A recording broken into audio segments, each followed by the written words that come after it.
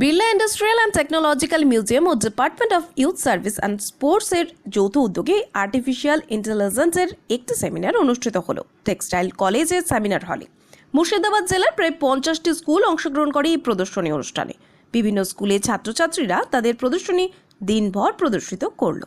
Presentation ছিল কৃত্রিম বুদ্ধিমত্তার আশা ও আশঙ্কা। প্রথমে মনে করেছিলাম যে এটা আমার একটা আশ্বাস ছিল যে কিছু একটা করতে হবে, শুধু নাম দিচ্ছি এটাই সবথেকে বড় কথা।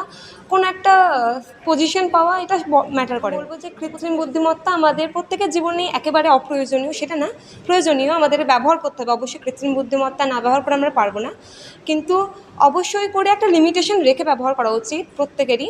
কারণ কৃত্রিম বুদ্ধিমত্তা যেমন আশা রয়েছে তেমন পাশাপাশি বিভিন্ন আশঙ্কাও রয়েছে, একেবারে ছেড়ে দিতে পারবো না, একটু লিমিট রেখে ব্যবহার করলেই হবে। আজকে এখানে আমাদের মুর্শিদাবাদ এর 50টা স্কুলের মধ্যে আর্টিফিশিয়াল ইন্টেলিজেন্স এবং এর পটেনশিয়াল অ্যান্ড কনসার্নের উপরে একটা সেমিনার ছিল। হ্যাঁ, আমাদের লালবাগ সিং হাই স্কুল একে পার্টিসিপেট করেছে, ভালোই করেছে। সমস্ত স্কুলের কম্পিটিশনই খুব টাফ হয়েছে এবং আমি অ্যাকর্ডিং টু আমার যারা জাজেস ছিলেন তাদের জাজমেন্ট করতেও খুব চাপ হচ্ছিল, কারণ আমরা বুঝতে পারছি না এটা হিউজ টাইম তারা স্পেন্ড করছিলেন তাদের ক্যালকুলেশন করতে।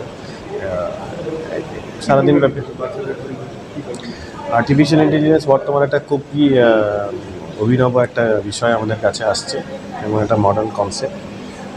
কৃত্রিম বুদ্ধিমত্তা এবং তার আশা এবং আশঙ্কা, দুটো জিনিস নিয়ে আমাদের ভাবতে হচ্ছে। কৃত্রিম বুদ্ধিমত্তা আজকের দিনে আমরা প্রতি মুহূর্তে ফেস করছি, এর যেমন একটা পজ অ্যান্ড কনস দুটো সাইডই রয়েছে।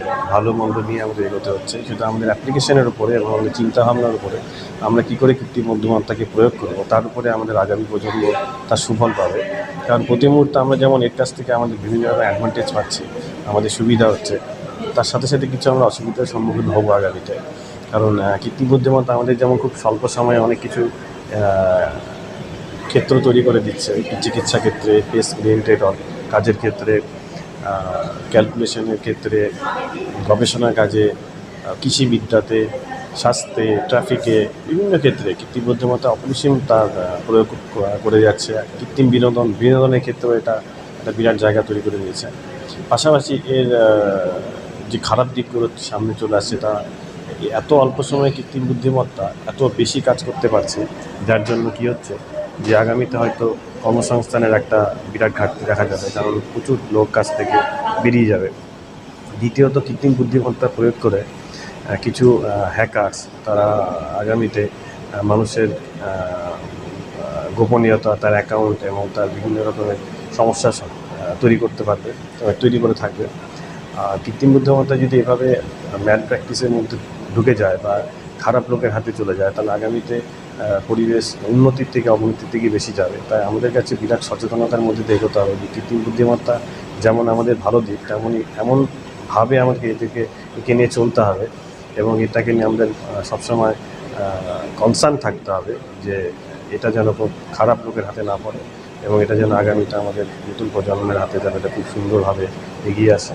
তাই আজকে সারাদিন ব্যাপী যে 50টা স্কুল যা পার্টিসিপেট করেছে মুর্শিদাবাদে, তাদের মধ্যে আজকে 35টার মতো স্কুল পার্টিসিপেট করেছে 50-এর মধ্যে, কিন্তু প্রত্যেকটা স্কুলই তাদের প্রেজেন্টেশন দিয়েছে এআইয়ের উপরে, যেটা অভিনব একটা সাবজেক্ট, মানে নতুন সাবজেক্ট, যেটা এটা সম্পর্কে এখনও মানুষ বেশি জেনে উঠতে পারেনি। কিন্তু এই ছোটো ছোটো বাচ্চাগুলো যা করলো আজকে সারাদিন ব্যাপী, এটা সত্যি অভাবনীয়। কারণ আমি পুরো দিনটা এখানে সময় কাটিয়েছি, আমার স্কুল এখানে পার্টিসিপেট করেছে, প্রচুর পরিশ্রম করেছে আমাদের টিচাররা, ছাত্ররা, কিন্তু আমাদের থেকেও ভালো প্রেজেন্টেশন দিয়েছে। কারণ নাম্বার ডিস্ট্রিবিউশন ছিল 100-তে, সেখানে তাদের পাওয়ার পয়েন্ট প্রেজেন্টেশন ছিল, তাদের অ্যাপটিটিউড টেস্ট ছিল, ভাইভা ছিল, তাদের ডেমনস্ট্রেশন ছিল, ইনোভেটিভ কিছু আইডিয়া ছিল, সেগুলোর উপরে তাদের নাম্বার ছিল। সবগুলোর উপর বেস করে যখন দেখা গেল যে যারা বেশি ভালো করেছে তারাই বেরিয়ে গেছে এবং তাদের চুয়াপুর বিদ্যানিকেতন মতো ফার্স্ট হয়েছে, সেকেন্ড হয়েছে জিয়াগঞ্জ, থার্ড হয়েছে কোনো একটা স্কুল।